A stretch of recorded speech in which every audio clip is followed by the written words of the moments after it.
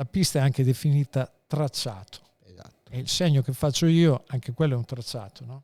Grafico. Quindi siamo alla ricerca di una linea perfetta.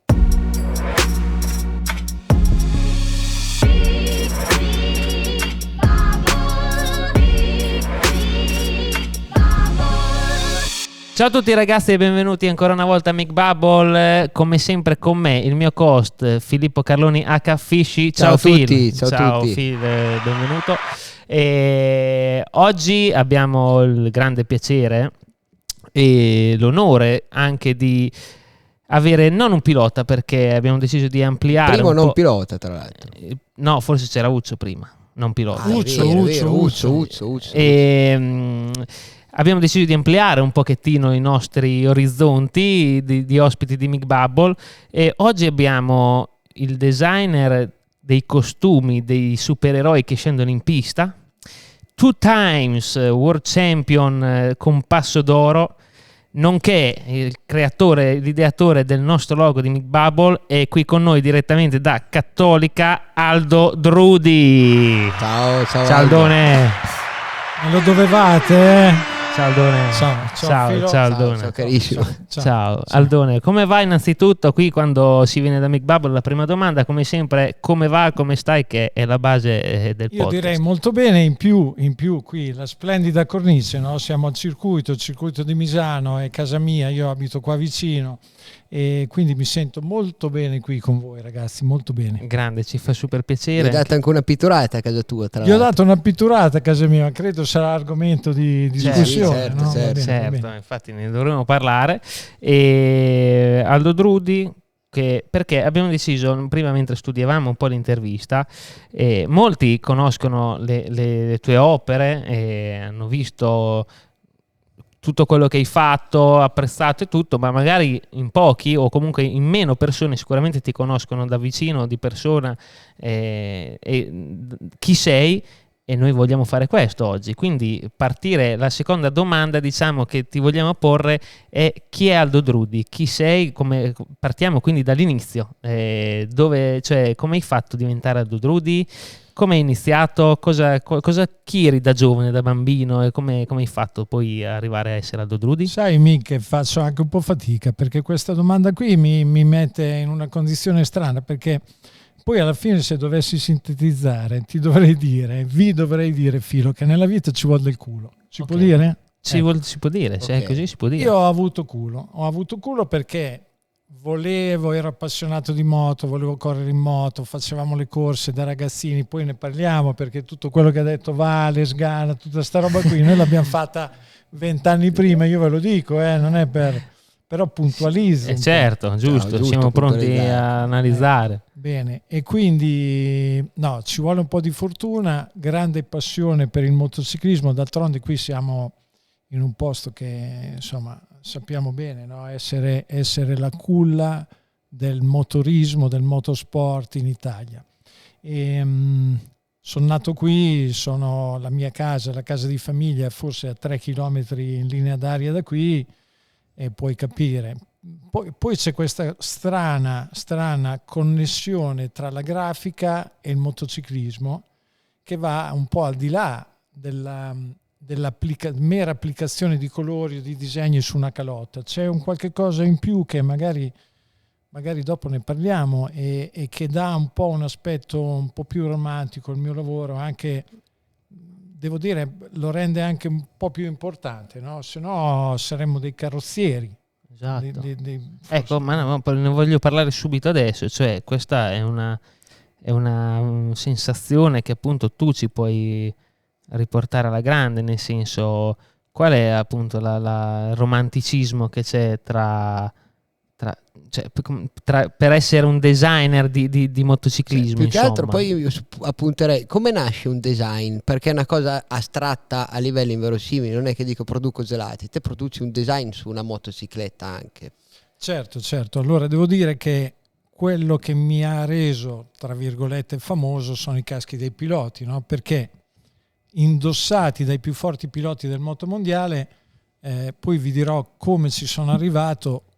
Quei caschi sono il mio manifesto pubblicitario, no? Quei caschi portano la mia firma e sono la mia campagna pubblicitaria, quindi da lì i caschi sono forse il 20-30% della mia economia, ma noi facciamo un sacco di altre cose nell'ufficio che abbiamo a Riccione con i ragazzi, con Stefano, con Matteo. Però il casco indossato dai piloti diventa il nostro veicolo pubblicitario. Cos'è che ci ha fatto fare la differenza? L'aver capito che non era solamente un esercizio di stile applicato su un oggetto meraviglioso, perché il casco, ragazzi, è un oggetto di design fantastico. Grande. Fantastico. Io dico che il casco era uno slogan che avevo proposto, come dicono i vecchi, adesso dicono il claim, lo slogan. Alla Rai, che è un'azienda giapponese leader, avevo detto facciamo una pubblicità in Europa e il claim, lo slogan è Rai Protect Your Dream, cioè protegge i tuoi sogni, che sono bello. Sogni di vittoria, sogni di viaggi bellissimi, sogni di avere una bella donna con te sulla moto e farle provare l'ebbrezza di una curva, certo. no? Al di là di avere dei colori sul casco. Poi c'è un'altra storia antica che riguarda il rapporto tra l'uomo e il colore. Allora succede che nella storia degli uomini da sempre c'è un rapporto con il colore che viene fuori nei momenti più importanti appunto della vita degli uomini. Allora andiamo indietro, la preistoria o gli indigeni quando andavano a caccia e dovevano affrontare animali giganteschi per tirargli una freccia e ucciderli e mangiarli e sopravvivere, cosa facevano? Si dipingevano. I grandi combattenti quando andavano in battaglie rivoluzionari, c'è Wallace, quello scozzese che abbiamo visto nel film con Mel Gibson, vi ricordate che aveva una maschera azzurra e bianca, si tingevano, perché quando gli uomini vanno in azione, se in più ci metti il pericolo come ingrediente, no? Che nel motociclismo ce n'è quanto ne vuoi, così come uno che affronta un animale, così come uno che affronta un nemico, il colore diventa importante. Sì. Lo è anche nel regno animale. Perché? Esatto. Prima di tutto esorcizza la paura. Tu ti senti più forte se sei bello colorato. 2, incuti timore all'avversario. Perché anche quello serve. Nel regno animale succede sempre, no? Prova a pensare anche alla coda del pavone, che quando si deve mostrare bello imputanito. Esatto, Sì, tra l'altro una piccolissima parentesi, mi è venuto in mente il casco di Franco, lo speciale di Misano 1. Speciali Misano 1 ha un'attinenza a questa cosa che ci stai raccontando? Sicuramente sì, perché è una simbologia che appunto è quello di cui vi stavo parlando, no? Franco aveva bisogno di finalmente si sta sentendo meglio, i risultati lo dicono, no? Poi ha avuto sfortuna, per carità, ma aveva bisogno di trasmettere al mondo io ci sono, e ha fatto la coda come il pavone. Bello, perché Come ad esempio io l'avevo visto, era uno di quei caschi che non avevo visto magari in anteprima, comunque non ho fatto neanche in tempo a sapere la spiegazione, e adesso collego tutto. Bello, ci sta, chiaramente tutto torna. C'è anche in questo momento salutiamo Francone. Ciao Franco, grande. Franco, primo ospite di Mick Bubble. Ciao Franco, a cui invidio il suo modo di parlare, molto rilassato, è vero? il suo modo di vivere proprio. Sì. Va con le ridotte lui, Sì, con le jeep, giri bassi. Giri bassi, gira basso, però fa strada.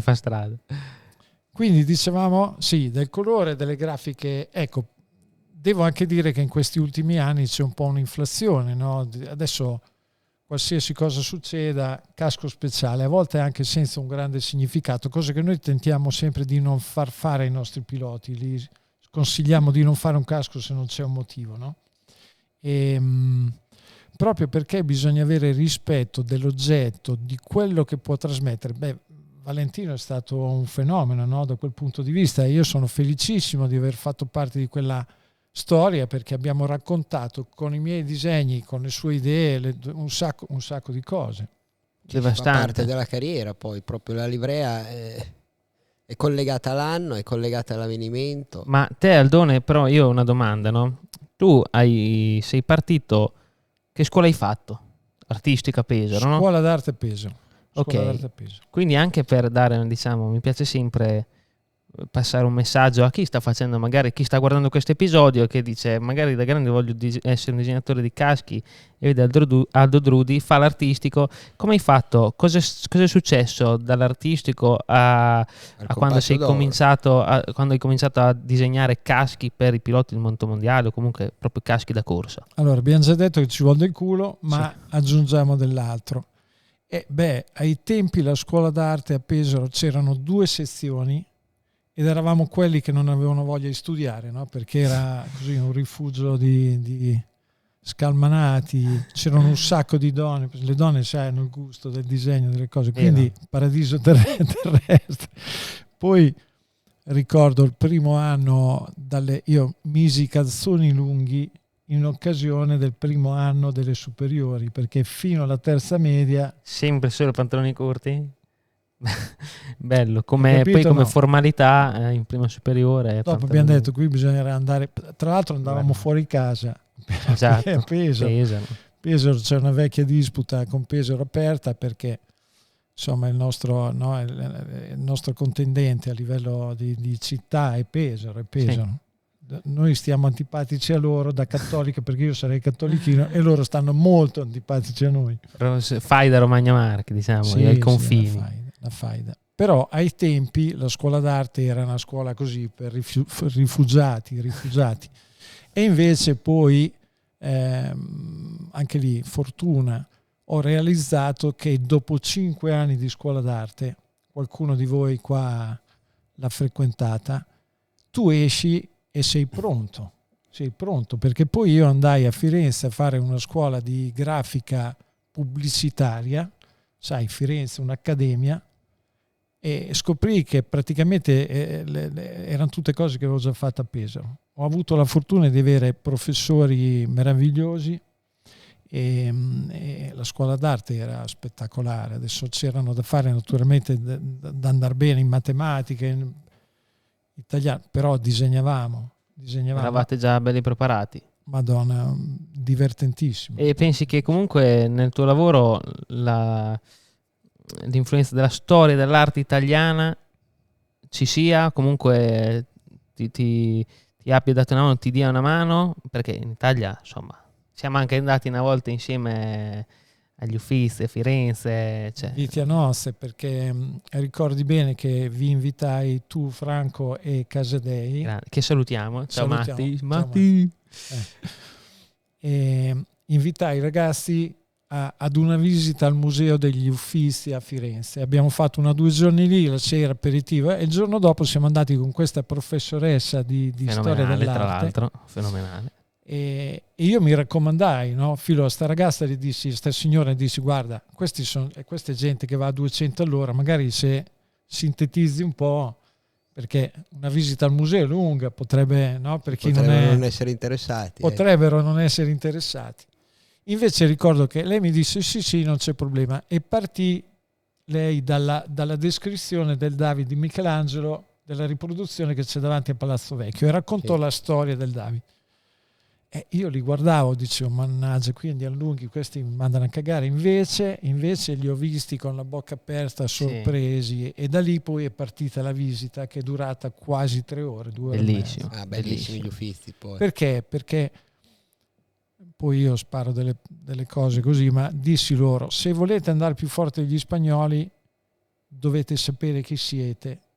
E noi italiani abbiamo una grande fortuna, siamo figli del Rinascimento. Il Rinascimento è la cultura d'Europa e ha influenzato, credo, la cultura mondiale. È chiaro che era una battuta, perché non è che vedendo un quadro tu togli 2 decimi. Però se vuoi, se no tutti i giorni vedere i quadri, bam bam bam. Però magari per uno che dipinge, vedere un quadro può togliere 2 decimi, nel senso di... Per me decisamente, per me è l'ABC. Però c'è una parola chiave di cui sulla quale ragioniamo spesso nelle nostre cene, no? Lo sai bene, Mig. La consapevolezza. La consapevolezza va bene a tutti i livelli, la consapevolezza culturale, la consapevolezza delle tue possibilità sportive, la consapevolezza di quello che puoi fare adesso, non potevi fare ieri, è una parola chiave, no? E allora quando tu vai ad indagare, sei curioso, la tua consapevolezza, tu accumuli notizie come il computer, no? le metti nella memoria e da lì in poi prosegui.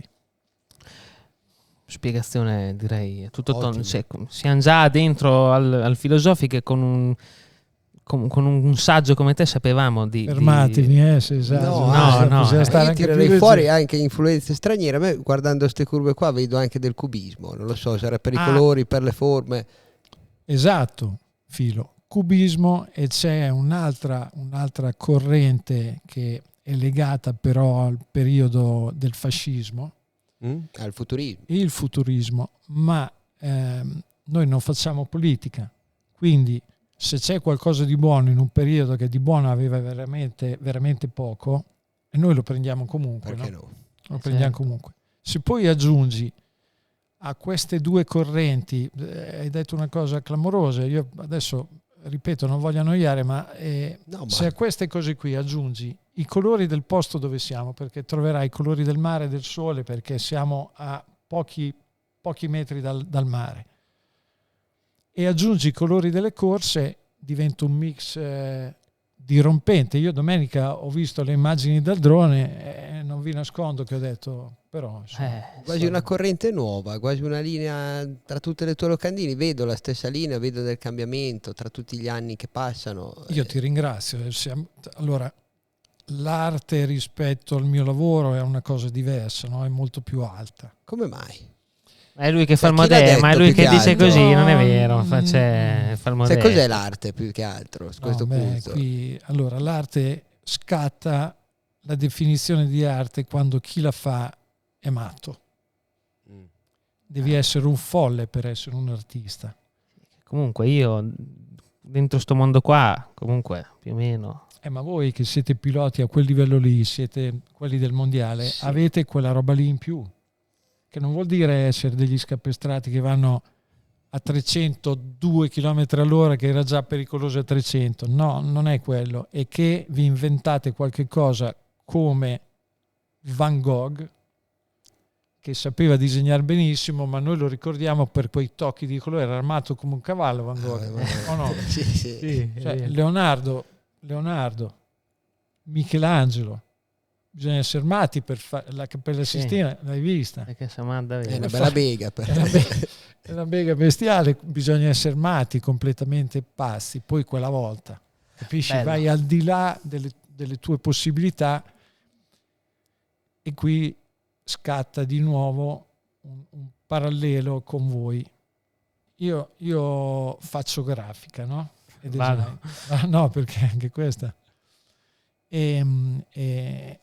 sono sempre alla ricerca della linea perfetta, no? Quindi vado a migliorare. Tu hai visto, no? A volte disegno, poi sovrappongo un foglio, perché disegno come una volta col piano luminoso sotto, e ridisegno quello che ho fatto, quasi in maniera maniacale, come fanno loro quando girano e tolgono mezzo decimo, e gira e rigira e muove. Sì, perché Aldo c'ha anche l'occhiale da qualifica, quando... da qualifica. Volevi arrivare lì?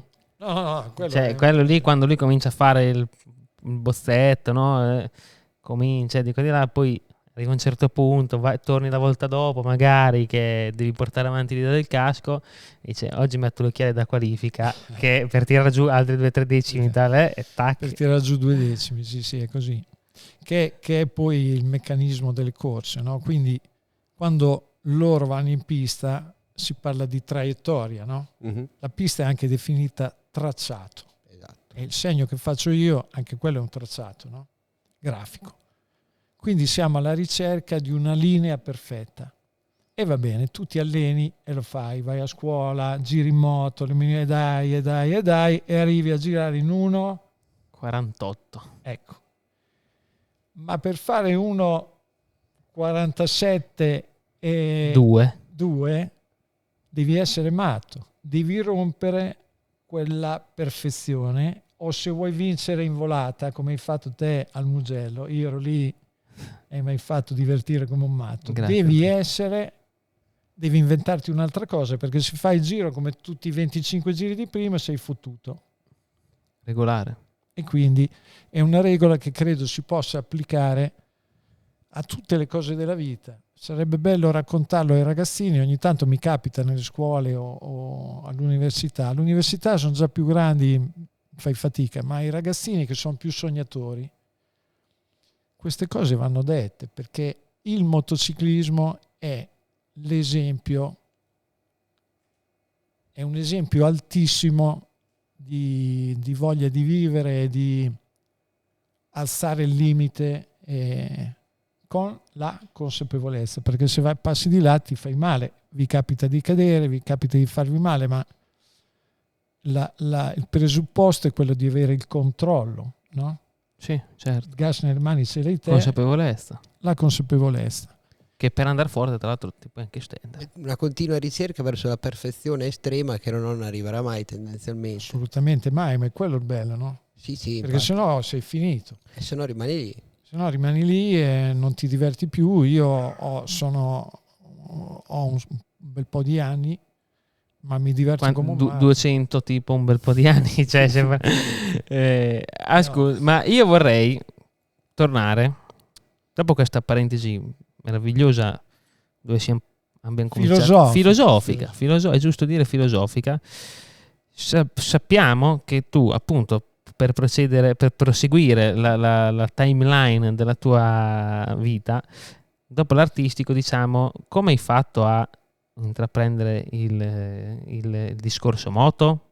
Ovviamente di conseguenza da dove nasce la passione per le moto e perché per le moto e non per qualcos'altro? Sintetizzo, la moto,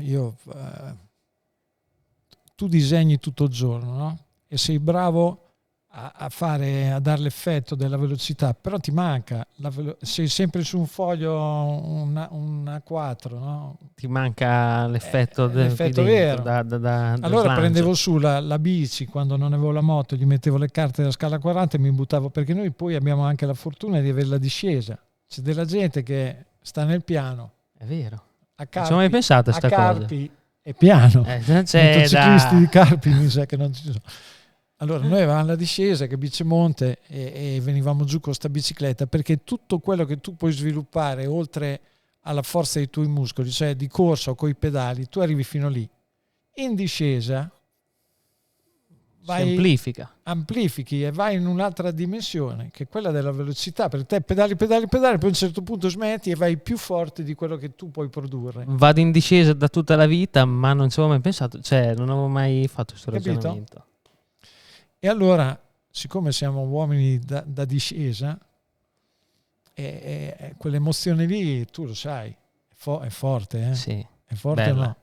E quindi unica. Come fai? Poi qui respiri il motore, c'era il meccanico Biribos di Cattolica che ci truccava i motorini, il mio amico Guido, Cecchini Guido, sì. Ultimo tecnico a vincere un mondiale in 2,50 due tempi. Con la Honda. Con la Honda. Con Oyama. Bravo. 2009.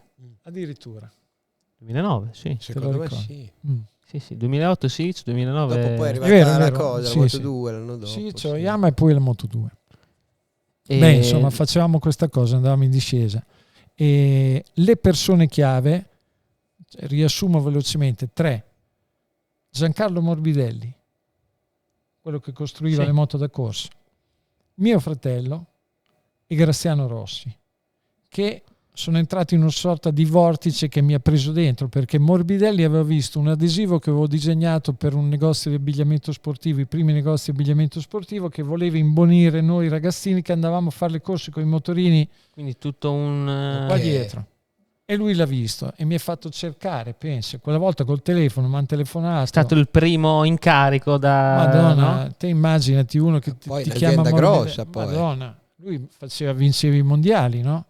E ai tempi stava costruendo la 500 4 cilindri, 2 tempi monoscocca. Okay. Meravigliosa, che andava come una fucilata ma si rompeva.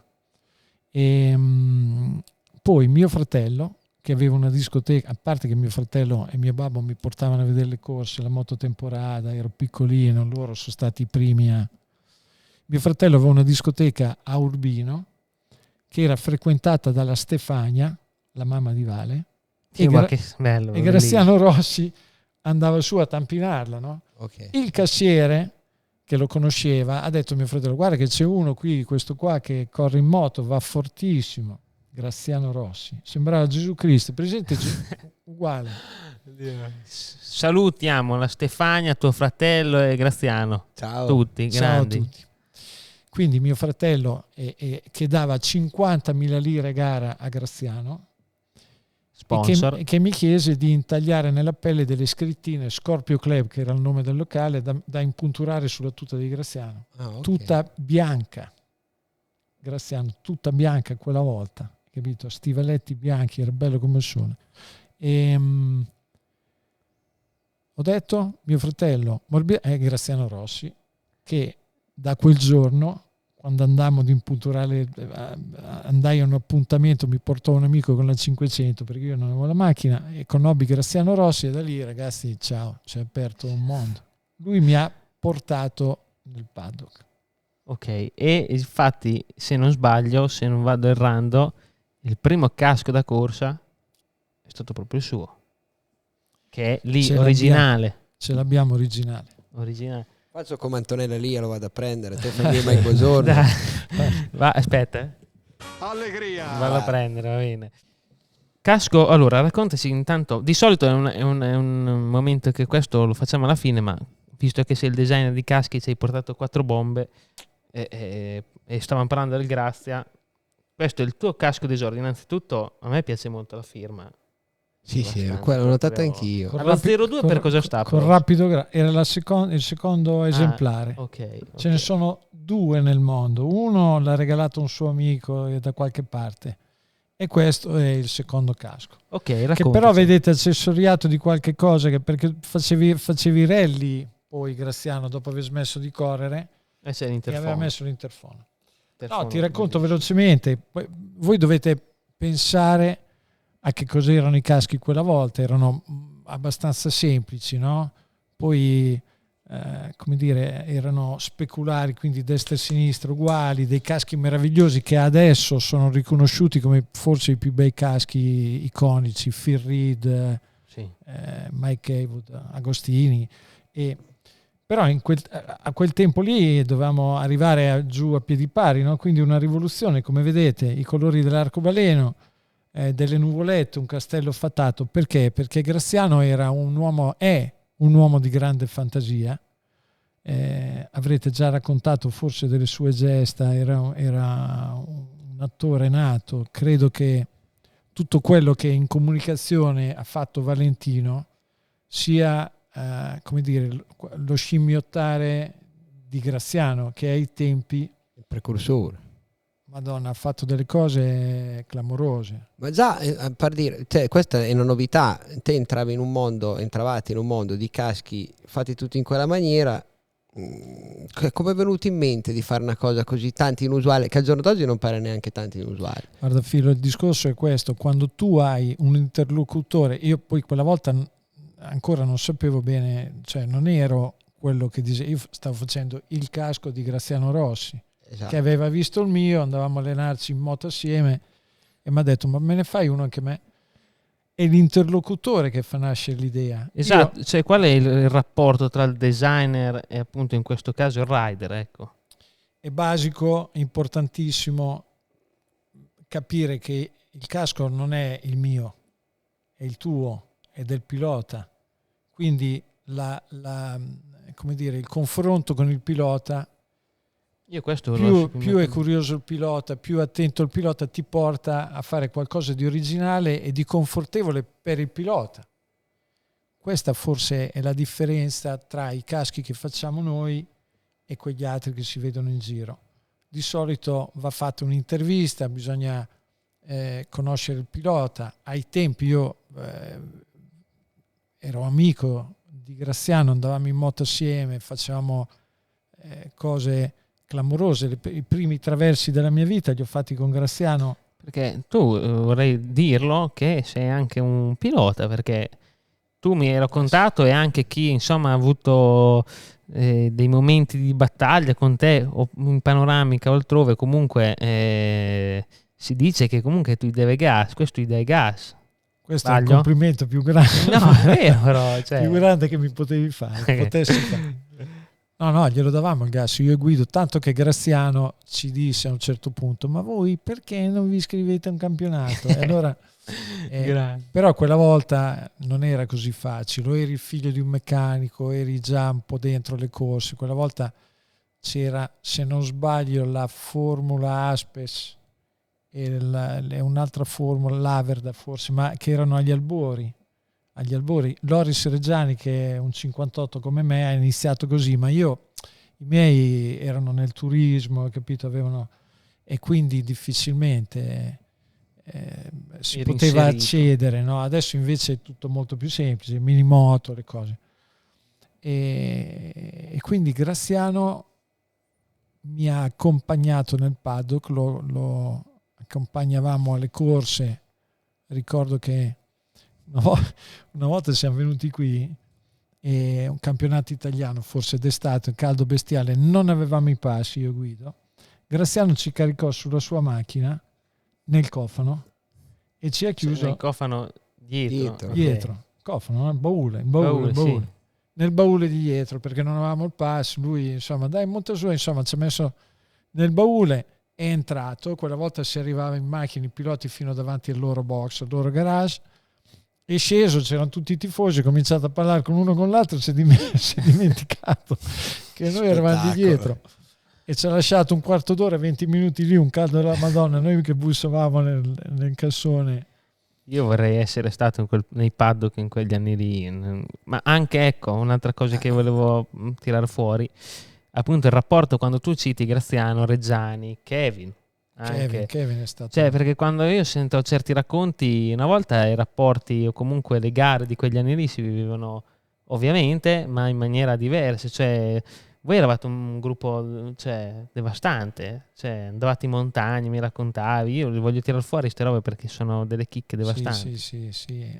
Vale ti può raccontare, perché lui era piccolino ed era sempre con noi, ed era sempre se c'era un gruppo di piloti, e stiamo parlando di gente che quella volta erano grandi personaggi italiani, gli italiani c'erano tutti, e poi arrivò Kevin Schwanz. Io lo conobbi a Livigno, invitato da Reggiani, Cioè, perché lui era in Austria. Cioè, oggi non succede, è impensabile una roba, non so. Allora, tutti i piloti italiani, tutti, Cioè, Capirossi, Gresini, Biagi, è arrivato anche Biagi, Cadalora.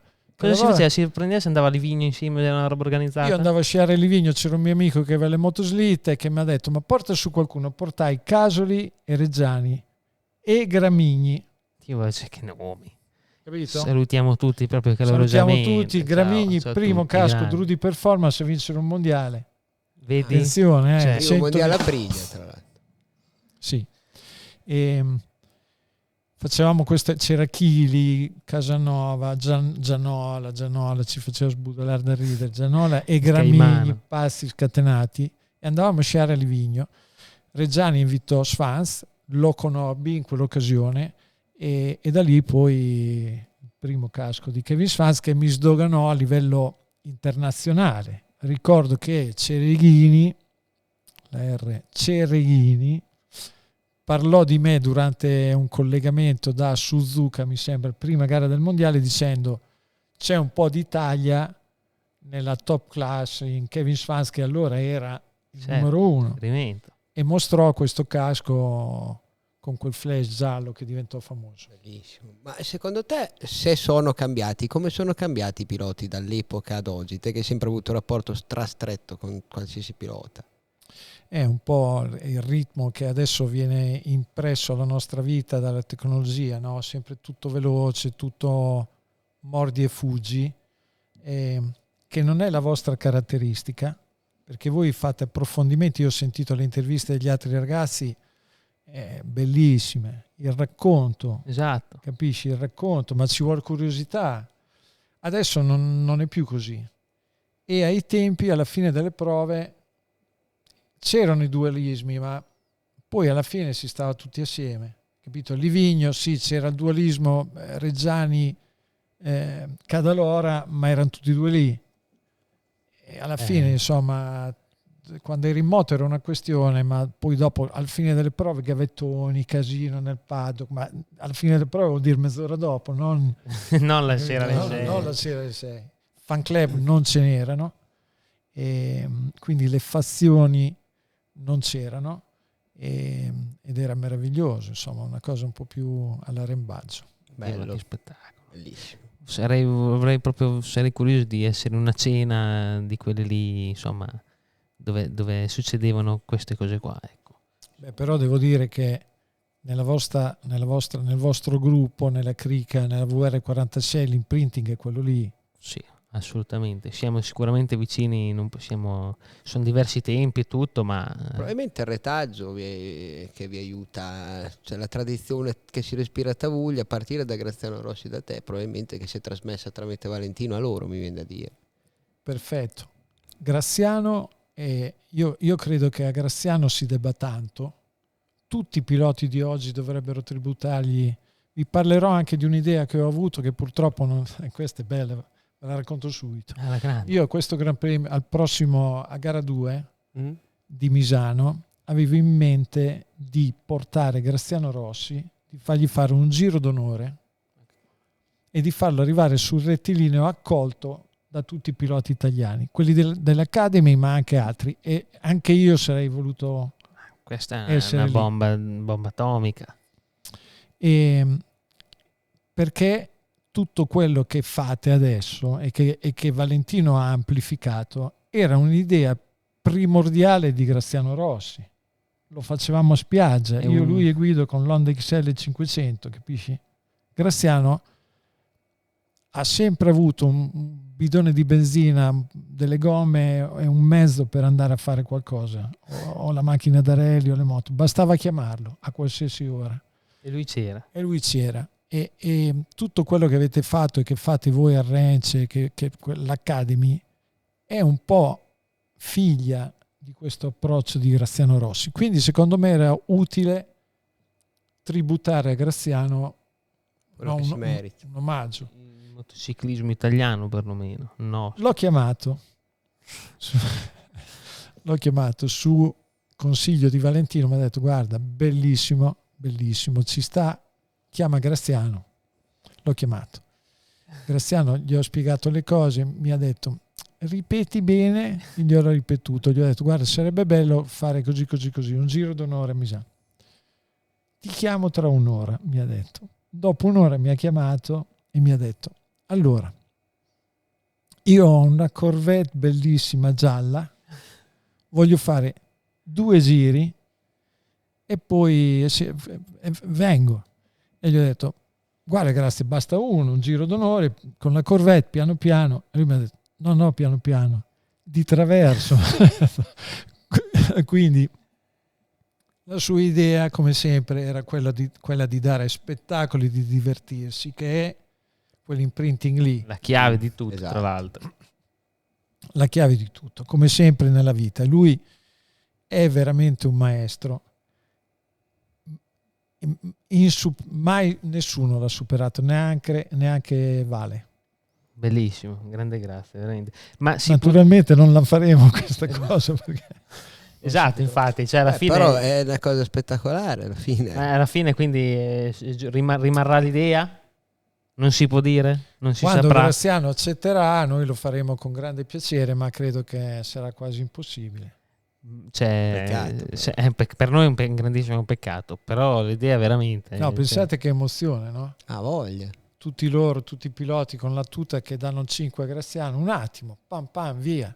Emozione per le doc in tutto il mondo. secondo me. Misano. Valentino purtroppo non ci sarebbe stato perché è via a correre, ma immagina che cosa, no? Mm. Bella. Che bomba, ma a tal riguardo una domanda, è il casco di Graziano forse perché il primo, non lo so, ma qual è la tua opera a livello di casco, comunque anche in generale, l'opera tua preferita fatta da te, in primis fatta da te, cioè per te qual è tuo casco più bello che hai fatto o l'opera migliore che ti è riuscita? Ma è difficile, mi immaginavo questa domanda e ho provato anche a pensarci prima di venire qua, ma è molto difficile, perché è sempre come per voi, no? Vai a togliere 2 decimi, poi ne togli altri 2. Esatto, è vero. Però è chiaro che ci sono dei momenti e delle cose legati anche a delle emozioni, ci sono dei caschi che hanno vinto, dei poster meravigliosi che mi ricordano magari una gara fantastica, o dipende da un sacco di cose. Faccio fatica a risponderti, ma sempre quando percepisco che andiamo oltre quello che sappiamo fare bene, parlando dei caschi, no? Una roba ben riuscita proprio, Ecco, di quell'anno. per esempio il tuo casco è una delle cose più belle che ho fatto. Grazie. No, te lo dico, bello che davvero, no, non è che ho fatto filo, è che abbiamo fatto, perché come dicevo bisogna lavorarci in 2. Sì. Ma infatti l'iter, raccontalo anche te com'è stato l'iter, che è figo. Io da parte del pilota, insomma, quando vai dal Done, è veramente, in primis è secondo me una parte personale, un incrocio di sensazioni, semplicemente, cioè, per fare un casco, no? Però in realtà dietro c'è tanto, ci sono dei discorsi, delle serate, dei momenti passati insieme a parlare, a studiare quello che vuoi metterti in testa per andare in moto, e che quindi ti dà l'energia proprio, e quando lo vai a sviluppare poi te lo vedi nelle foto, nelle gare, quando vai forte. A me perlomeno tutte le volte mi sentivo il fuoco proprio, cioè la soddisfazione di aver portato tutto quello che avevamo preparato, e perché poi in questa preparazione, Anche se non lo vedi te lo senti che c'è quel casco lì. sì, cioè, se lo togli o comunque quando te lo vedi, a me dava particolarmente gusto, insomma. E tra l'altro vorrei collegare, dimmi se ho detto qualcosa di, cioè, no? Vai, Cioè, tutto perfetto. la bega dei caschi speciali, tra virgolette, no? La bega nel senso, e qui sono io che faccio la domanda a te, come nasce un casco speciale? Nel senso, è un casco diverso, appunto si chiama speciale, è un casco diverso da uno della stagione.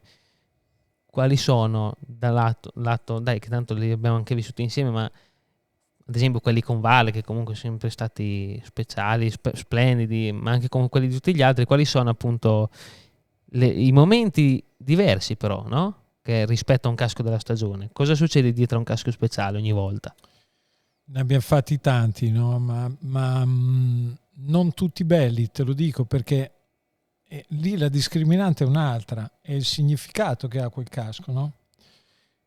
Parliamo di te, sei uno curioso, sei uno di quelli con i quali dà gusto fare le cose, perché è una sorta di tu ci metti il carico, io ce lo rimetto, te ce lo rimetti, e alla fine quando io faccio il casco mi diverto come un matto, e mi diverto quando vedo lui nell'attimo della consegna, perché gli brilla, capisci che gusto? Se poi con quel casco lì fai anche il risultato, io faccio parte di una storia Di un risultato, sì. che avrei voluto fosse la mia, volevo essere un pilota, non l'ho mai fatto, ma faccio parte di tante storie meravigliose. Io lui l'ho visto vincere, l'ho visto cadere, l'ho visto, fai parte se poi c'è un'amicizia è qualcosa di grande, no? Di grandissimo, e collaborazione, condivisione, momenti, c'è una canzone, com'è che dice quella canzone, momenti belli, così. Vabbè, insomma,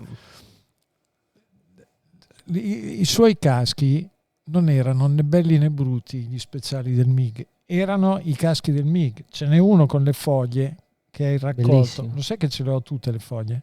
Sì, Ancora. In quel piatto d'argento, sì, mi ricordo. Abbiamo fatto fino a un Bello, casco. bellissimo, c'è un significato mostruoso, che tra l'altro era un Misano 2 come qua. E, un casco con tutte le foglie raccolte nel suo giardino di casa, nel campo, e in quel momento lì, che era autunno, no? È stata inoltrata. Era 2021, quindi si veniva ancora un po' dal Covid. Sì, era lungo, eravamo a ottobre. Sì, era la seconda gara a Misano, era appunto ottobre. Come sempre, quando abbiamo dovuto trovare il significato, siamo andati a scavare proprio nelle sensazioni primarie, e ci siamo detti, comunque la seconda gara viene d'autunno, E dopo colori, non colori, e di qua e di là, e siamo andati a pescare in tutte le foglie del mio giardino, in tutti quei posti dove avevo avuto delle sensazioni fin da quando ero bambino proprio. E Corre Ramisano è ovviamente un posto che non può fare altro che andare a risuscitare delle emozioni che hai vissuto anche da bambino, ad esempio, perché ci veniva a vedere le gare, certo. e comunque ti Attaccata deve a casa. smuovere qualcosa. Quindi abbiamo fatto il casco. Aldone mi ha incaricato di: vai a casa, nei tuoi giardini, nei tuoi posti dove hai vissuto qualcosa di bello, che ti senti, e prendi delle foglie colorate, perché abbiamo preso le foglie dell'acero, poi d'autunno, no, si colorano le foglie Bellissimi colori. no? Sì, si vede proprio che è autunnale. E sono state, come avevamo fatto, scannerizzate tipo, e poi dopo riportate sul casco su base carbonio. E quello è un casco che c'ha Però rispetto a un casco fluo, no? Perché sai che tutti cercano lì e via fluo, Che si fa notare. invece questo casco qui era con questi colori autunnali, è meraviglioso. Puoi farci una texture per fare delle... se lo prendi nelle mani è devastante. veramente bello. E ne ha fatto un altro, lui ne ha voluto uno con delle spighe di grano, perché lui aveva un campo di grano davanti casa dove lui andava di solito. E quando mi fece questo racconto mi scaturì questa cosa il grano, il pane, la casa, no? Eravamo qui, doveva Correre Ramisano, abbiamo fatto questa cosa qui. Non diventa più bello o brutto, capisci? È inattaccabile. Passa in secondo piano l'estetica pure. Sicuro. Questi poi sono stati i miei percorsi, insomma, i miei caschi speciali, però come quello di Franco di cui abbiamo parlato prima, tutti insomma hanno questo Mi viene da dire che rispetto al casco usuale, il casco speciale è legato a un momento, mentre l'altro è una cosa che deve essere legata a tutta la stagione, a quello che vuoi, estetiche, sponsor. Il casco speciale è legato a un singolo momento, un singolo istante, viene messa una volta quel casco lì e poi viene... Esatto. Valentino è stato il precursore, no? Abbiamo cominciato con lui sta storia dei caschi speciali, non so neanche perché, e adesso è diventato ormai prassi, ma come diciamo in Romagna si passa di là, siamo passati di là. Caschi speciali a go-go senza significati, che non hanno a volte solamente degli stratagemmi commerciali per vendere una variante colore in più o in meno, cosa che io non ho mai accettato di fare, perché, ripeto, vorrei continuare a fare questo lavoro divertendomi, perché il mio lavoro non ha età, quindi potrò invecchiare facendo questo lavoro, ma se non lo fai nel rispetto di quello che sai fare, cioè se ti svendi, se fai il patto col diavolo, è finita. beh sì, magari fai più soldi però, va a capire. Magari sì, ma tanto sto bene uguale, non No, mi lamento. Sì, meglio qualità. Una cosa, ho pensato la più bella, una delle cose che mi ha dato più gusto nella mia vita fare, non è un mio lavoro, è aver suggerito a Vale di andare a fare la pisciata nella doppia a destra di quello, rivendico come mia idea originale. Allora aspetta, a Jerez? Nel bagno chimico. A Jerez, sì. Quello tra la 8 e la 9 era? Tra le due a destra, quando sei 9-10. Alla prima c'era un bagno chimico, io andavo lì con uno scooter a vedere passare i piloti. Vale, a volte è quello che fai te adesso, no? Io naturalmente senza nessuna competenza, però Vale, che è un curioso, mi diceva: oh, t'ho visto, eri lì, come andavo lì, come facevo? Allora alla fine delle prove lo andavo a salutare, mi chiedeva ste cose mentre si cambiava, e 2,50 campionato in una fase caliente. 98-99? Qui c'è un piccolo dubbio. Fate Vale, voi. scrivilo nei commenti se era 99. Che anno era Vale? Vale lo racconta spesso, ma non dice. Perché? Come è nata? È nata perché io ero lì, ho visto sto bagno chimico con tutta la gente dietro, perché era murato di gente anche durante le prove. Ho detto: puttana, se domani vince, poi in Spagna. Gli ho detto: Vale, gliel'ho detto la sera, no? Gli ho detto: oh Vale, ci sarebbe da fare così, che la bellezza di Vale è che alcuni non vogliono parlare, no, dell'eventuale vittoria, invece lui è un animale, preparava tutto, puttana il giorno dopo ha vinto, è andato su lì, ha fatto quella scena lì, poi si è arrampicato sulla rete di contenimento e c'è una foto di Gigi Soldano. Ciao Che Gigi, salutiamo. grande, ciao Gigi, Ciao salutiamo Gigi Soldano. Di Vale di schiena, arrampicato lì Appeso. con tutti quelli inquadrati nella fotografia che lo guardano e lo Osannano. osannano. Ecco, quella è, mi vanto di aver avuto Ma quella lui idea. poi si cambiò, o sbaglio? No, entrò, stette qualche attimo lì per far finta di fare la pipì e Ok, poi preso. uscì e andò ad arrampicarsi sulla rete. Infatti il tuo rapporto con Valentino com'è? Come nasce? Perché è un rapporto molto, insomma, una collaborazione lunga. Importante.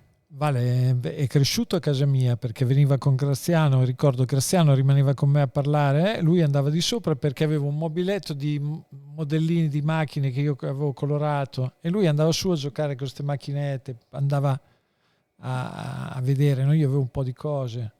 E, Questa era quindi bella, una chicca che mi hai raccontato poco tempo fa anche, della macchinina, no? lui mi regalò dopo una macchinina, sì, fu carino molto, tornò da un Suzuka e mi portò un modellino di una macchina che era quella che io stavo guidando in quel momento e me la portò. Bellissimo. Sì, Valentino è cresciuto a casa mia, ma adesso non ti nascondo che subisco cioè il personaggio. Vale, ragazzi, è un monumento, Bello. e va, come dire, come i grandi monumenti, bisogna avere rispetto di lui e quindi lo conosco. Intanto è chiaro che ci vogliamo bene, siamo amici, se posso permettermi, ma però allo stesso tempo quando arriva Vale Arriva Valentino. tanto voi l'avete avuto qui, no? Sì, fa sempre, anche quando Poi si va a mangiare la pizza, zero problemi, però è sempre il nome quello. Io vorrei, non so, fare un salto perché mi sembra doveroso e il momento anche di parlare dei tuoi titoli mondiali, ovvero 2 times World Champion, ovvero 2 volte Compasso d'Oro, che è il premio più rinomato per i designer a livello mondiale. Dico bene o sbaglio? dici bene, sono molto contento. Dico bene. Dici E bene. una volta vinto grazie alla tuta della Dainese. Una tuta Spiega che bene ho, perché c'è da spiegare bene. Sì, una Racconta tuta il che primo vince il premio titolo. di design. Allora, il primo titolo, io disegnai questa tuta a casa mia, via Francesca da Rimini 50 Cattolica, sulla scrivania che usava mia mamma per scrivere le lettere ai tedeschi dell'albergo, le prenotazioni. Quello era il mio studio, perché sono uscito da casa io a più di 40 anni, capito? Perché si sta bene a casa. Lo sai, e disegnai questa tuta perché secondo me era un sacco di tempo che le tute erano fatte così, insomma, i piloti, ricordo che in posizione avevano le tute che erano belle attillate, tutto a posto, poi però se stavano in piedi avevano la loffa, c'è il cavallo basso, erano larghe. Funzionali, basta praticamente. E durante la caduta succedeva che questa abbondanza di pelle fosse un problema, cioè tu col corpo quasi ruotavi all'interno della tuta e ti facevi un gran male, no? Quindi con l'aiuto del dottor Costa, che salutiamo, numero 1 in assoluto, Ciao dottore, maestro grande, di vita, dottor Costa. lui mi diceva: io ti dico come si fanno male i piloti, quest'anno dov'è che si rompono di più, di meno? E dicevo: va bene, ma io come devo disegnarla tu? E mi dice: non te lo dico, io sono un dottore, te fai i disegni, disegnala te, Non no? è suo. Perché sarei anche designer io, capito? Non solo grafico. Te sei designer. E designer. E quindi disegnai questa tuta che fu prodotta da Dainese con un sacco di inserti elastici che permettevano appunto di non avere eccessi di materiale addosso, quindi una tuta che proteggeva di più aerodinamica, disegnai per la prima volta lo stivale che va all'interno della tuta, perché sennò tu avevi una doppia protezione, no? Quella che avevi sulla tuta per il, aiutami, Tibia perone. e perone, e poi ce l'avevi anche sugli stivali, perché di solito il produttore di stivali, e quindi avevi un volume bestiale sulle gambe che specialmente in Moto 3 o 125 ai tempi era un impedimento a livello aerodinamico. E quindi disegnai questa tuta avveniristica, Dainese la produsse, era un disegno completamente originale mio, e mi inventai queste protezioni in titanio su delle basi di carbonio, quindi materiali sofisticatissimi, perché il titanio è l'unico materiale biocompatibile, cioè il corpo umano, sai, le protesi di titanio non ha rigetto, ma io lo usai nei posti più esposti, quindi gomiti, spalle, ginocchia, perché più il pilota scivola, meno ruzzola e meno danni crea alla carcassa, cioè allo scheletro, no? Alle ossa. Tutte cose che mi diceva, mi buttava alla costa, io le interpretavo disegnando qualche cosa di particolare. Dainese la iscrisse al Compasso d'Oro a mia insaputa, perché io quell'anno poi uscii da Dainese, però i ragazzi che lavoravano lì, che mi volevano molto bene, mi chiamarono e mi dissero: guarda Aldo, che con la tuta hai vinto il Compasso d'Oro. Io, ignorante come un banco, non sapevo neanche di che cosa si stesse parlando. Infatti, invitato da Valentino, andai alla gara di Phillip Island, la grande battaglia con Biagi, dove Vale diede la paga a Biagi e vinse 2001. 2001. E quindi io andai là, mandai una ragazza a prendere questo premio. Quando tornai lei mi disse: ma te sei matto, te non ti rendi conto? E vabbè, è quella... il primo così è passato così. Come andare agli Oscar e mandare tua zia praticamente. Uguale. Però l'ho realizzato dopo, perché forse insomma ci sarei andato.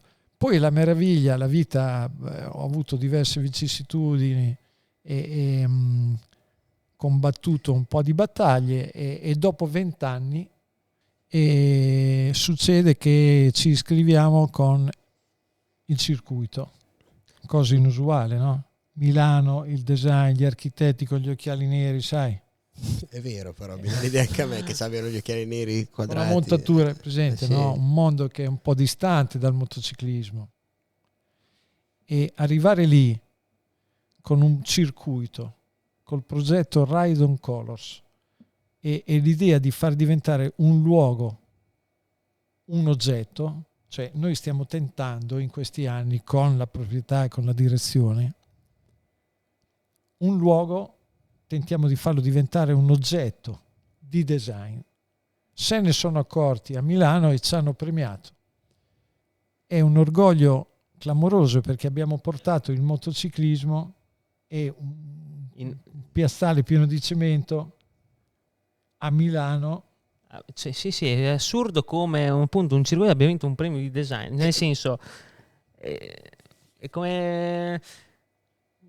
non so come spiegare. Sì, capito? È come se una cosa che non c'entra niente vinca un premio che appunto con quella cosa non si... Ma forse è proprio il concetto del colore. Una roba grigia può diventare qualcosa, pur essendo sempre la stessa cosa, per via di un colore diventa qualcosa. Ma da che cosa è partito sto progetto qua? Cioè, come può partire Ride on Colors? Cosa significa? Da cosa è partito? Da una tela? È partito da un giro nella pista che gira, quella di servizio, con Andrea Agnassi. Ai tempi era il sindaco di Rimini, un altro matto nel senso buono, uno che ha sempre alzato l'asticella e lo fa ancora. Adesso è a Roma, è onorevole, sta facendo un ottimo lavoro, ma con lui facciamo questo giro di pista. Lui ai tempi era uno dei promotori del Gran Premio, Rimini, Riccione, Cattolica, sì. Il Gran Premio di San Marino. E gli dissi: guarda Andrea, qui se vogliamo fare qualcosa, dobbiamo fare qualcosa, perché questo circuito è piatto, bello, tutto quello che vuoi, ma gli manca l'appeal, il carisma. Il Mugello ha le colline attorno, non ha bisogno di niente, perché il contesto è meraviglioso, no? Lo fa, sì.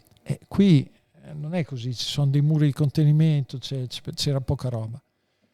E lui cavalcò l'onda e mi difese e propose ai livelli alti ai quali io non potevo arrivare, e propose questa cosa, mi diedero il via e facemmo le prime 3 curve, poi l'anno dopo un altro po', poi alla fine l'abbiamo completato, ma tutto adesso è in funzione di quest'idea di far diventare il circuito un oggetto di design.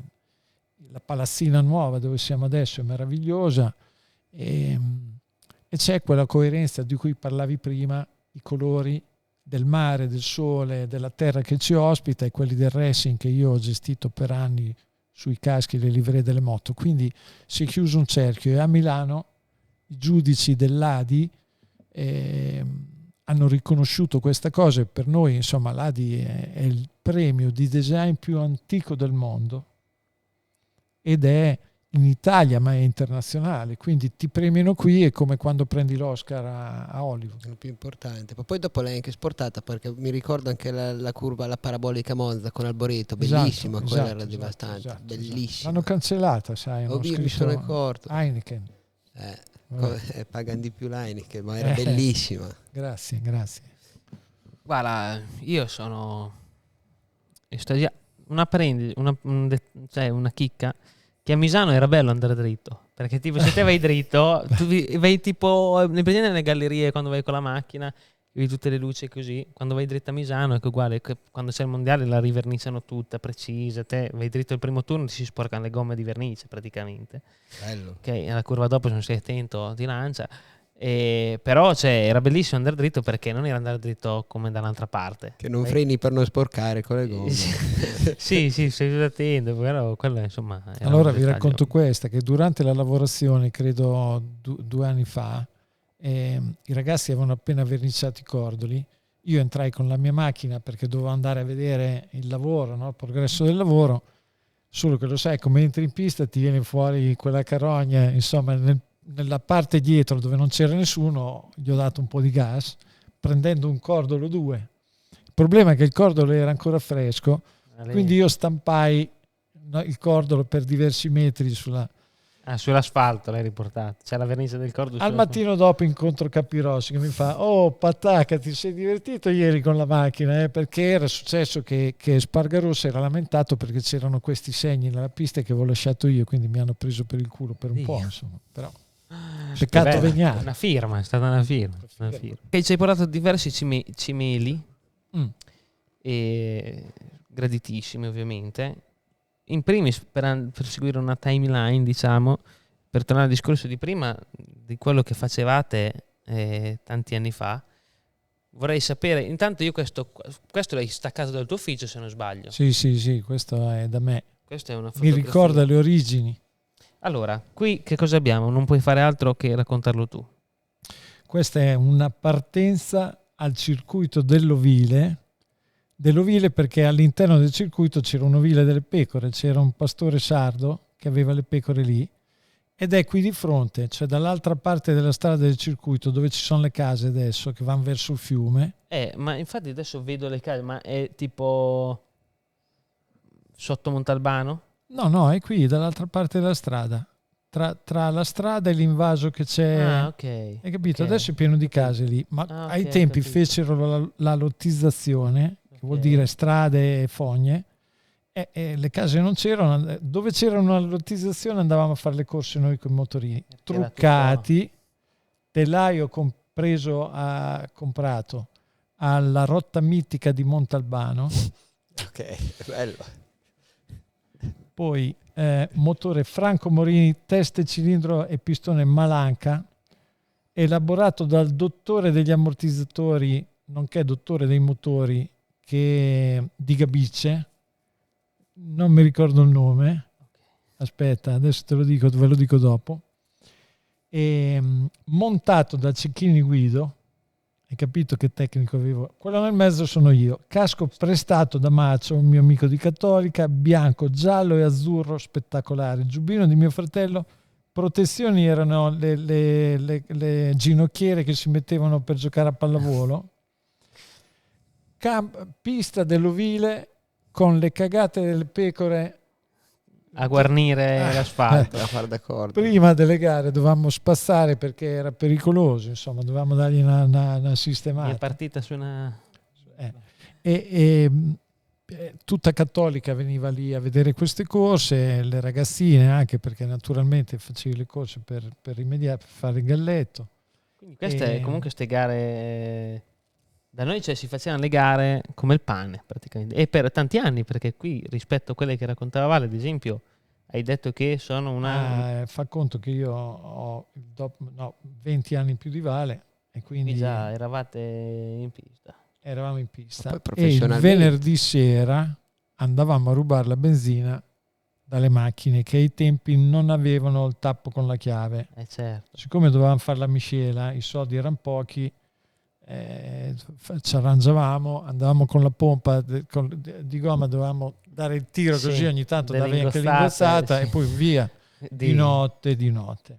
Bellissimo. Questa è pietra miliare. anche Orgoglioso di quella foto lì. questa. Chi siete qui? A te nel mezzo? Allora, questo è Verni e quello là è Quello della ferramenta? No. Francesco Verni e Renzi, poi c'è Filo, c'è Gabellini, quello dei Gabellini Moto a Cattolica con un motorella, Tutte storie. e tutti i nostri amici che si correva dove si poteva. Poi dopo c'erano i Ciao, le corse con i Ciao, che era la Moto 2. Questa era la MotoGP. Ok. Questa è la MotoGP. Questi erano gli elaborati. E i Ciao Moto 2. Il Ciao era Moto 2 perché c'erano delle restrizioni, poi era un Regolamento. regolamento, potevi solo cambiare la marmita e basta. Salto generazionale di una ventina, trentina d'anni forse. E qui andiamo su. Casco andiamo strepitoso. a- Perché questa, se non sbaglio, è una rievocazione di Kevin. Sì, un po', non è proprio quello che feci per lui, è stata una riedizione. Adesso ne abbiamo fatto uno con la Rai proprio A me uguale. questa parte qui È dei caschi di bellissimo, sì. Kevin proprio mi è Bellissimo. sempre così. Sembra che immagine sia così. spiccicata proprio sopra. Cioè, devastante. L'idea era quella di avere un casco che durante le riprese televisive, sai, il pilota arriva da davanti, lo inquadri da davanti, poi quando gira, e invece quando Kevin girava si vedeva da dietro questa botta di giallo, poi gli avevo fatto una scritta. Ma la cosa curiosa è che il giallo è un colore che mi è sempre piaciuto, perché andavo a vedere le corse e vedevo questo Kenny Roberts con la moto gialla Yamaha America, spettacolare. Bella, Era, sì, un, bella. era un colore inusuale, no, ai tempi, almeno per l'Europa, e mi rimase sempre impresso. E lo piazzai fluo sul casco di Kevin. Che quella volta era una novità, no? Sì, era una novità.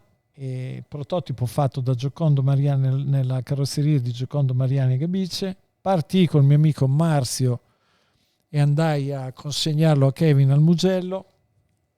Gli piacque molto, ma la storia è che con quel casco in replica Valentino cominciò a correre nel minimoto. Ci aveva messo la tartaruga sopra, vi ricordate? Sì, è presente le foto. Quindi il giallo è un po' una costante. Io ricordo che ero tifoso di Kenny Roberts, poi dopo misi il giallo su Svans smise di correre e partì la storia di Valentino giallo, e quindi è, come dire, qualche cosa che va di generazione in generazione. Bello. Ma te per fare un casco no esattamente, però qual è il processo tecnico e il tuo team di lavoro come viene, tra virgolette, scelto? Comunque, cosa succede alla Drudy Performance per realizzare un casco da zero? La domanda è pertinente perché per fare un casco ci vogliono degli specialisti e io ce li ho tutti. Perché i Li primi vorrei salutare in primis Stoi, Stefano Marchi, grande. Davide, Did, adesso ciao, c'è Artusio anche, c'è Artusio. Matte, Ciao a tutti. bravissimi tutti. grandi. E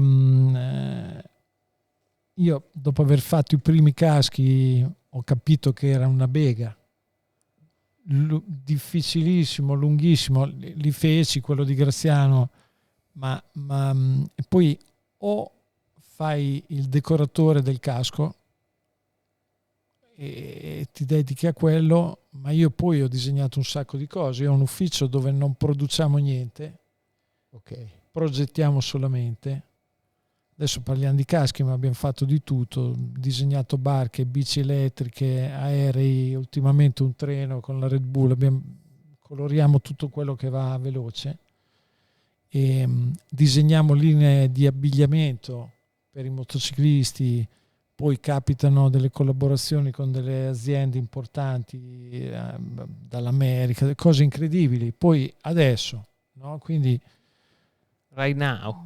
bello, bellissimo, ma la grande cosa è che siamo flessibili in pochi e tutti strappassionati. Quindi c'è Ste, che è il mio braccio destro, che sviluppa la prima idea e la mette a terra con il computer, realizza tutto quello che serve per andare avanti, puntualissimo, precisissimo, al di là del fatto che tutti possono suggerire un'idea, una soluzione. È tutto aperto praticamente. Poi c'è Mate che adesso lui fa anche il 3D, quindi un altro step, e poi ci sono Davide che è storico, Did, bravissimo, e Artusio in appoggio a Did, perché con la mole di lavoro che c'è Non Artwork, basta neanche uno. no, non bastano, e quindi andiamo avanti e con una squadra eccezionale, perché poi i piloti si fanno arrabbiare. Sì. Casco speciale la domenica, ti arrivano il martedì, anche Poi delle volte è successo. Guardando questa sfilza, proprio annate diverse, vedi anche che la complessità del lavoro è cambiata ed è diversa. Questo qui ha tutti i materiali diversi, proprio, anche a livello lavorativo è più pesante da verniciare, da fare. Decisamente. Allora c'è un processo che è quello della progettazione. Prima su carta si fa uno schizzo dopo aver parlato con i piloti, poi viene tappezzato. Infatti i ragazzi dicono: ti porto il casco con la moquette, cioè mettono del nastro da carrozzieri di modo che io possa letteralmente disegnare sulla calotta. Ok. Poi Stefano nel frattempo fa un rendering più verosimile possibile. Il pianista, perché Ste suona il piano. Madonna, benissimo. E quando è lì al computer, quando parte che deve guarda il disegno, Un tastierista. si mette lì, senti proprio che suona coi tasti e poi bam, lavoro di giù. Mi sono sempre raccomandato con lui di essere preciso e di fare sempre il meglio, anche se non lo percepisci nel disegno. Adesso è diventata una roba incredibile. Gli dico anche basta, fa dei lavori spettacolari. Bello. E poi Davide lo realizza sempre in maniera clamorosa, con dei tempi a volte impossibili. Lo stesso fa Artusio, ma è una squadra clamorosa che oramai, insomma, collaudata e rodata. Quindi si fa il tappeto, io disegno, poi passa nelle mani dei ragazzi che realizzano il prototipo, ma siamo talmente in sintonia. Una volta andavo io lì con loro, adesso invece ci parliamo, allora fai una sfumatura, perché tutto va a registro nella nostra memoria, non in quella del computer, quindi ogni esperienza diventa esperienza, cioè ogni casco che fai lo metti nella tua condivisione con tutti, bello. Questo è il problema della tecnologia adesso, no? Siamo tutti portati ad usare la memoria del computer, del device che hai, e quindi e tu non riesci più ad essere originale, perché parti sempre dagli stessi presupposti. Condivisibile. Ultima bomba. E qua arriviamo a Vale, che poi è entrato nella mia storia lavorativa e l'ha amplificata, perché in tanti posti mi riconoscono come quello che disegna i caschi Valentino Rossi, quindi devo ringraziarlo, e ha amplificato il mio lavoro. Tanto, parentesi, 2 dei caschi Arai e GV, 2 bombe, no? Anche proprio, Madonna, due marchi storici da pelle d'oca. Pensa che il casco di Sfanz e quello di Doan hanno fatto il record di vendita di repliche assoluto nel mondo. Sì. Valentino ne ha fatti tanti diversi, li cambiava, quindi si è frazionata la vendita. Vale ne ha venduti in una camionata, ma della stessa grafica. Doan e Sfanz credo che siano i due che si competono a questo primato. Questo qua è un oggetto molto complesso, perché qui c'è un po' di tutto. Noi non siamo aerografatori, perché quello è un mondo diverso. noi usiamo tutto quello che ci permette di essere veloci e di dare colori brillanti. Qui ci sono strisce di adesivo, di vinile applicato, dettagli fatti a mano, pieno di dettagli fatti a mano, perché rispetto a quelli della Formula 1 il lavoro per i caschi dei motociclisti è apprestabile al tatto, cioè Esatto. tu tocchi la calotta, senti questi leggeri Sì, spessori, e non è vero che ne va dell'aerodinamica, non è vero niente, non contano niente. E qui c'è un sacco di roba. Pensate solo Questo questo è cielo veramente- stellato fatto col pennello, o i riferimenti alle grafiche dei continenti. Perché questo si chiama? 5 continents. Con la America, manina. Africa, questa è la grafica degli indiani d'America che davano la manata sul culo del cavallo, no? Ah, ok. Africa, questo è un tribale africano. Leonardo, Rinascimento italiano, quindi Europa. Questo dragone, Oriente, e qua Australia. Questi sono i disegni degli aborigeni. Che Questo lo rubo adesso. eh, Lo rubo e lo Bellissimo. tengo io. più il famoso 46 giallo di Valentino. Io, Aldone, Vara, secondo me non basterebbero altre 2 ore per andare a scavare, andare a portare della filosofia nei nostri discorsi di moto e non solo, però penso che siamo giunti alla fine. Guarda, io una cosa al volissimo volevo chiedere. Ti piacerebbe disegnare qualcosa nel futuro che non hai mai disegnato? Un veicolo che non hai mai disegnato? Bello. Ostia. Bella domanda, questa mi ha messo in difficoltà. Ma come no? Certo.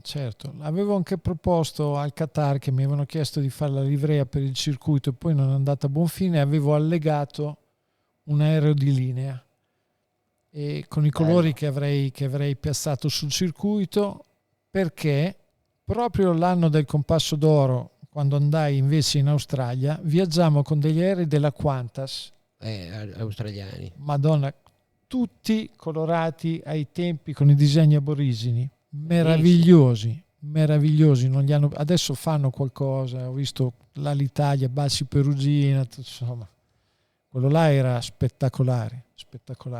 Bello.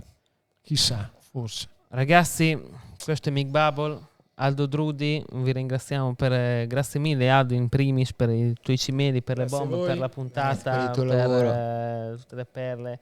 Sono fortunato perché dopo magari andremo a cena e io sarò deliziato di altro.